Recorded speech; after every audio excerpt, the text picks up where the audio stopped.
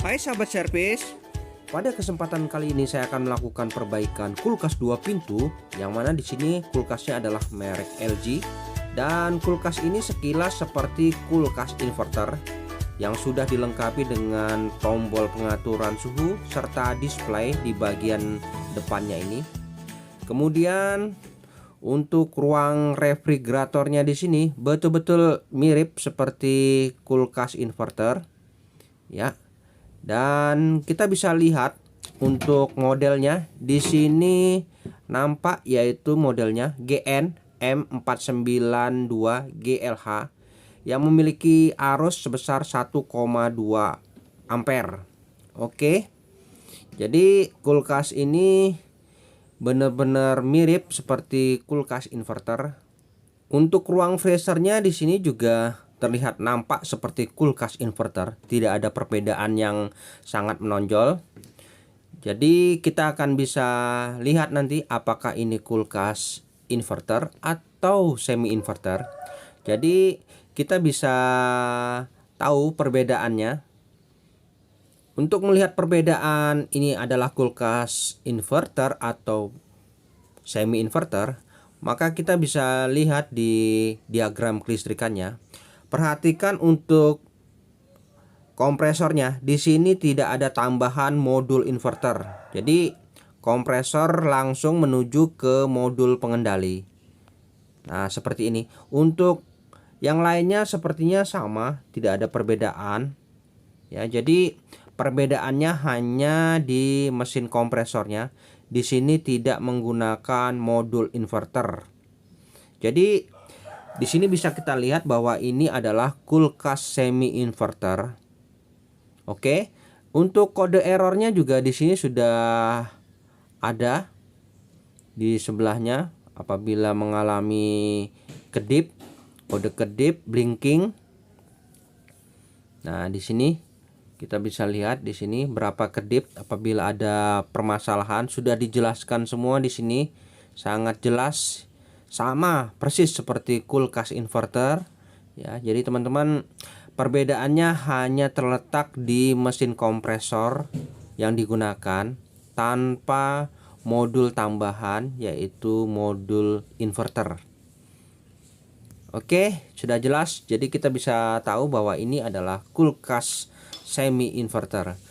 Dan untuk modul pengendalinya terletak di bagian atas. Mungkin nanti kita bisa lihat sama-sama bagaimana bentuk modulnya. Oke, selanjutnya kita akan coba lakukan pengetesan, ya. Saya berikan sumber dulu pada unit dan kita akan bisa lihat nanti kerusakannya. Di sini mesin kompresor tidak langsung start, tapi nunggu beberapa detik kemudian baru start. Oke, ini mesin kompresor sudah mulai terdengar. Ya, mesin kompresornya sudah aktif, ya, terdengar nampak di sini. Jadi untuk mesin kompresornya kondisinya normal. Baik, kita akan coba lihat di bagian depan apakah sudah aktif. Oke, di sini displaynya menunjukkan aktif. Untuk ruang refrigerator lampunya juga sudah aktif. Oke, kemudian untuk ruang freezernya, ya, lampu penerangannya sudah aktif. Jadi kita akan coba tunggu dalam beberapa menit nanti. Untuk lebih jelasnya kita harus lakukan pembongkaran di bagian kap belakang ini. Ini ada beberapa skrup yang harus kita buka. Dan nanti kita bisa lihat secara langsung mesin kompresor yang digunakan, yang mana kita bisa langsung tahu juga bahwa ini adalah kulkas semi inverter atau kulkas inverter, ya. Oke, saya coba buka dulu kap bagian belakang di unit kulkas ini. Di sini ada beberapa skrup yang harus saya buka terlebih dahulu. Oke, di sini sudah nampak isi dalam dari unit kulkas ini.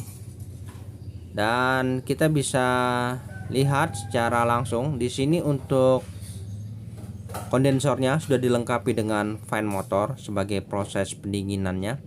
Sedangkan mesin kompresornya nampak normal di sini, tidak ada masalah. Untuk mengetahui berapa kapasitas PK-nya, di sini kita bisa lihat menggunakan mesin kompresor MA62 LCEG yang kategorinya adalah 1/5 PK. Oke, cukup mumpuni saya rasa untuk kulkas ini. Baik, selanjutnya kita perhatikan di sekitaran penampungan. Nah, di penampungan ini perhatikan untuk pipa kondensornya terlihat seperti berjamur, seperti kropos ya. Kemudian kita lihat di sekitarnya pipa-pipanya ini apakah masih layak. Oke, selanjutnya bisa kita cek lagi di bagian filternya. Kita raba apakah terasa hangat ya. Di sini tidak ada terasa hangat sedikit pun. Jadi kulkas ini tidak dingin karena indikasi ada kebocoran pada sistem. Untuk mengetahui lebih pasti kita bisa menggunakan tang ampere untuk mengukur berapa besaran arus yang mengalir. Oke, di sini kita bisa pasangkan tang ampere di salah satu kabelnya. Oke, di sini untuk arusnya sebesar 0,62 ampere. Jadi di sini tidak ada beban sama sekali, sehingga arusnya sangat kecil. Jadi hanya terbaca di mesin kompresor, fan, dan penerangan. Cukup kecil karena belum ada beban gas freon di sistem. Oke, kita sudah tahu ada indikasi kebocoran pada sistem. Selanjutnya kita fokus di bagian kondensor dan kita coba rasakan, memang positif, tidak ada terasa panas. Jadi kita bisa ambil kesimpulan bahwa kerusakannya memang bocor. Selanjutnya kita matikan dulu unitnya. Oke, setelah unit sudah kita matikan, kemudian step pertama kita harus pastikan di sini di pipa pengisian ini kita coba potong. Apakah memang benar tidak ada kandungan gas freon pada sistem? Apabila nanti keluar gas freon yang cukup banyak. Oke, di sini sepertinya ada keluar gas freon namun sangat sedikit ya. Oke, berarti memang mengalami kebocoran pada sistem. Selanjutnya kita akan coba lakukan pengetesan lagi. Kita coba hidupkan saja unit kulkas ini dan nanti akan nampak di mana kira-kira kebocoran pada pipa-pipanya ini. Oke, untuk lebih jelasnya kita hidupkan saja unitnya. Dan di sini saya coba tunggu dalam beberapa menit, nanti mesin kompresor akan aktif dan akan kita cari di mana kira-kira kebocoran pada pipa-pipanya ini. Oke, mesin kompresor sudah aktif ya. Di sini arusnya sebesar 0,7 ya.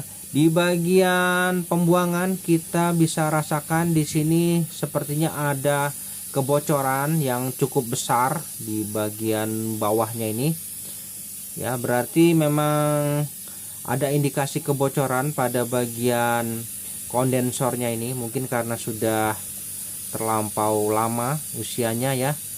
Jadi jelas sudah masalahnya ada kebocoran di bagian pipa kondensor.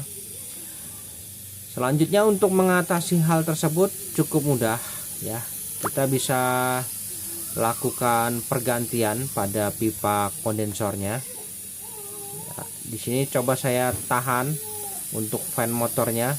Nampak jelas ya, di sini terdengar suara hembusan udara yang terdorong melalui mesin kompresor. Baik, saya matikan dulu unitnya. Kemudian kita akan coba lakukan pergantian pipa kondensor yang mengalami kebocoran. Letaknya di bagian bawah ya. Jadi kita buang saja pipa kondensor yang mengalami kebocoran ini. Potong dulu bagian pipa yang ingin kita ganti. Nah, di sini ya pipanya kita akan lakukan pemotongan di sini, dan kita tidak perlu membuka pipa kondensor secara keseluruhan. Saya rasa tidak perlu. Jadi kita hanya mengambil bagian yang mengalami kerusakan, dan nanti kita akan coba ganti dengan pipa kondensor yang baru. Ya, saya rasa cukup di sini kita lakukan pemotongan. Oke, kita coba keluarkan biar lebih mudah dalam hal melakukan proses pemotongan ini. Oke, saya coba potong dulu pipa kondensornya ini. Ya, sudah terpotong. Nah, seperti ini pipa kondensor yang saya curigai mengalami kebocoran. Ya, terlihat seperti sudah keropos ya, teman-teman. Di sini. Jadi pipa ini mengalami kebocoran dan harus kita ganti saja yang baru pipanya ini. Ya, tidak begitu banyak yang kita butuhkan untuk melakukan proses penggantian pipa ini. Dan di sini saya akan coba lakukan proses pergantian pipanya. Caranya cukup mudah ya. Kita bisa bentuk seperti aslinya ini, atau mungkin sesuai dengan keinginan kita. Yang penting intinya pipa ini hanyalah sebagai pengering pada tampungan air, yang mana nanti air akan dikeringkan oleh pipa ini. Baik, saya lanjutkan dalam proses pembuatannya. Di sini saya hanya butuhkan beberapa meter pipa saja, pipa 1/4 sebagai penggantinya ya. Oke, saya lakukan proses pembuatan kondensornya dulu ya, teman-teman.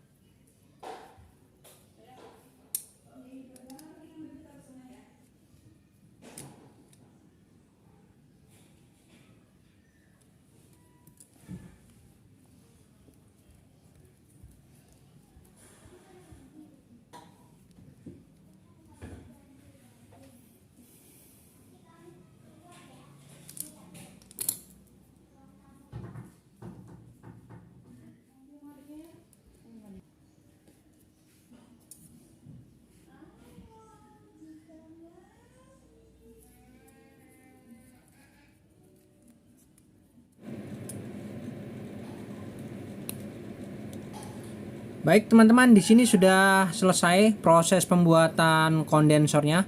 Seperti ini saja yang saya lakukan. Jadi kurang lebihnya hampir sama bentuknya.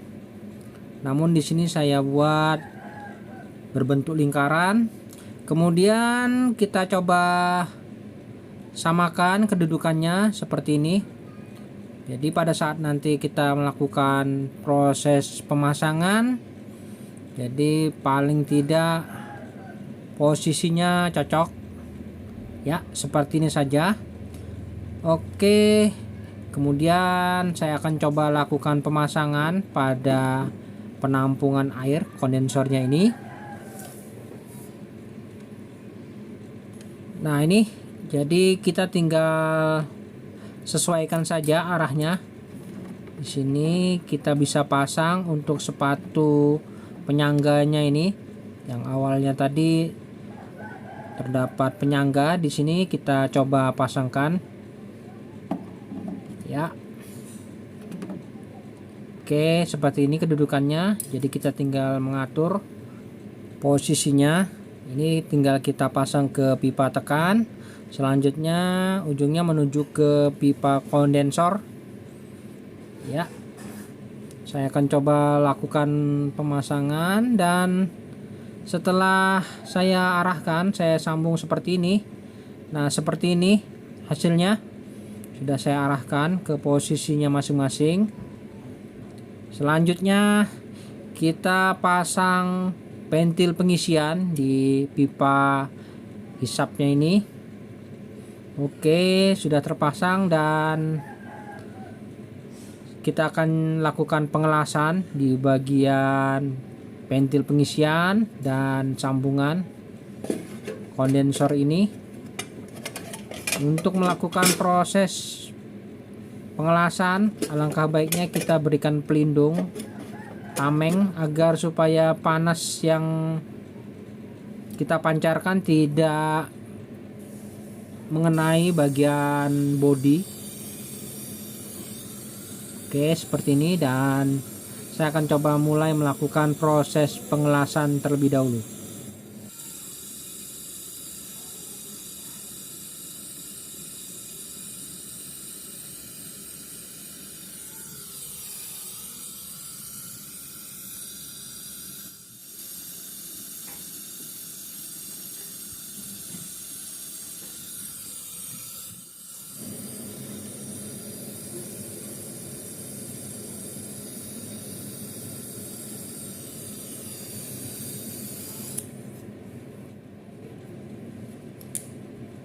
Baik, setelah selesai melakukan proses pengelasan, tahap selanjutnya kita akan melakukan proses pemvakuman.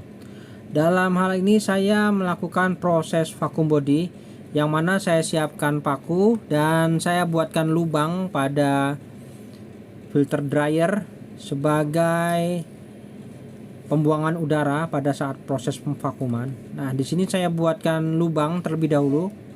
Jadi fungsinya lubang ini adalah untuk lubang pembuangan udara pada saat proses pemvakuman. Oke. Dan untuk proses pemvakuman, untuk teman-teman alangkah baiknya menggunakan mesin vakum supaya untuk mendapatkan hasil yang sangat maksimal. Dan setelah saya buatkan lubang pada filter dryer ini, di sini saya berikan sedikit pipa kapiler, yang mana pipa kapiler itu saya masukkan ke lubang yang saya buat tadi. Kemudian kita lakukan pengelasan pada pipa kapiler ini. Oke, selanjutnya saya akan coba lakukan pengelasan di pipa kapiler ini, yang fungsinya untuk lubang pembuangan udara pada saat proses pemvakuman. Oke, seperti ini, dan setelah selesai kita bisa lakukan proses pemvakuman. Baik, dalam hal proses pemvakuman selanjutnya saya coba hidupkan dulu unit kulkas ini. Oke, saya hidupkan dulu, saya berikan sumber, dan kita tunggu dalam beberapa saat fan motor pada kondensor akan bekerja, yang mana saat itu pula mesin kompresor beroperasi. Oke, kita tunggu dulu berapa saat. Ya, ini fan motor sudah bekerja, artinya kompresor sudah aktif. Coba kita ukur berapa arusnya ini. Oke, saya coba lihat berapa arusnya yang mengalir. Oke, kita lihat di sini nampak arusnya sebesar 0,73 ampere ya. Oke, di sini udara sudah keluar di pembuangan. Selanjutnya kita akan lakukan proses pemvakuman. Dalam hal proses pemvakuman, tidak lupa kita harus pastikan di sambungan-sambungan sini sudah mantap untuk pipa kondensornya, karena sudah tidak ada lagi hembusan udara yang keluar pada pipa kondensor. Kemudian spoiler ini kita pasangkan kembali pada posisinya pada ventil pengisian. Oke, kita rapatkan, dan tujuannya untuk menutup agar gas freon tidak balik.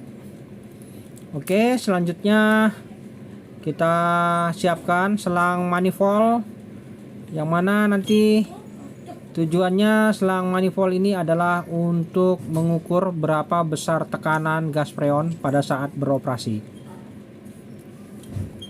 Oke, saya pasang dulu untuk selang manifold menuju ke ventil pengisian, karena di sini saya akan melakukan proses pemvakuman terlebih dahulu. Dan pastikan jarum manifold ini menunjukkan di angka minus 30 PSI pada saat kita tutup ya. Jadi sudah mulai proses pemvakuman berlangsung, dan proses pemvakuman ini kita biarkan kurang lebih sekitar 30 menit ya. Biarkan saja 30 menit proses pemvakuman, dan di saat kita sedang melakukan proses pemvakuman, kita bisa lihat bagaimana kondisi PCB-nya di bagian atas ini. Untuk PCB modulnya ini kita bisa lihat untuk jenis kulkas LG semi inverter ini, di sini menggunakan modul pengendalinya seperti ini. Nah, jadi kita bisa lihat seperti ini bentuk modul pengendalinya. Ya, di sini terdapat 3 atau 4 relay ini untuk pengendalinya. Ya. Oke. Jadi di sini perbedaan antara kulkas inverter dan kulkas semi inverter, yang mana untuk modul inverternya di sini tidak terdapat karena kompresor yang digunakan adalah kompresor biasa. Baik teman-teman, setelah kurang lebih 30 menit berlalu, di sini proses pemvakuman sudah berlangsung, dan selanjutnya saya coba cek untuk saluran pembuangan udaranya. Di sini sudah tidak ada lagi semburan udara, pertanda ini sudah vakum. Selanjutnya untuk saluran pembuangan udara ini bisa kita tutup dulu. Oke, setelah ditutup, selanjutnya alangkah baiknya kita langsung permanenkan, kita tutup permanen dengan cara dilas. Ya, saya las dulu. Oke, sudah tertutup. Dan selanjutnya kita akan melakukan proses pengisian gas freon ya. Oke, ini mesinnya kondisinya masih hidup ya. Fan masih bekerja, kompresor masih aktif. Di sini saya menggunakan freon Clea R134 untuk melakukan proses pengisian ini. Jadi saya pasang terlebih dahulu selang manifold menuju ke freon. Oke, selanjutnya keran pada freon saya buka terlebih dahulu. untuk mendorong udara yang terjebak di selang manifold. Ya, di sini saya coba buang dulu udara yang terjebak di selang manifold. Oke, setelah itu dirasa sudah cukup. Selanjutnya kita bisa mulai melakukan proses pengisian gas freon. Ya, di sini kita coba lihat ampernya dulu. Berapa ampernya ini, karena dalam hal proses pengisian freon alangkah baiknya kita lengkapi dengan pengukuran arusnya ini. Oke, di sini 0,6 arusnya dalam kondisi belum ada beban. Oke, pastikan ini sudah tidak ada lagi kandungan udara pada selang manifold. Ya, di sini arusnya 0,6 ampere. Dan di sini minus 30 PSI sudah. Selanjutnya kita bisa lakukan proses pengisian. Oke, saya coba isi dulu. Ya, di sini kita lakukan pengisian secara perlahan-lahan. Ya, jangan tergesa-gesa. Pastikan posisi jarum manifold itu paling tidak nanti di kisaran 10 PSI. Nah, ini kisaran 10 PSI. Dan untuk tekanan ini saya rasa sudah cukup di tekanan 10 PSI, yang mana kita bisa lihat di tekanan 10 PSI ini untuk ampernya di sini menunjukkan di 0,99 atau 1 ampere. Untuk filter dryernya terasa hangat, mantap ya. Jadi saya rasa sudah cukup proses pengisian freon ini, karena untuk standarnya tadi untuk ampernya adalah 1,2. Di sini sudah cukup dengan ampere, 1 ampere saya rasa sudah cukup. Tekanannya di 10 PSI, ampernya di 1 ampere ya, saya rasa sudah cukup. Oke, ini filter dryernya sudah terasa hangat, terasakan, pertanda ini sudah mantap ya. Oke, selanjutnya kita bisa langsung saja merapikan saja. Kita tinggal lepas selang manifold yang menuju ke ventil pengisian, dan jangan lupa kita tutup penutupnya ini untuk menghindari kebocoran halus pada ventil pengisian.